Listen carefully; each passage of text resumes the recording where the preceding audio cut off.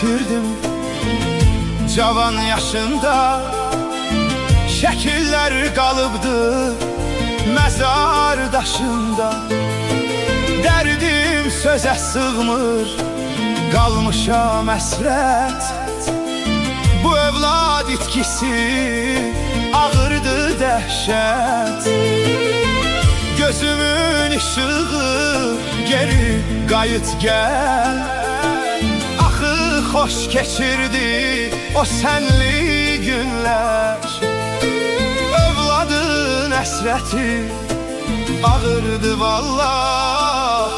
Çəkməsin sınağına heç kimi Allah.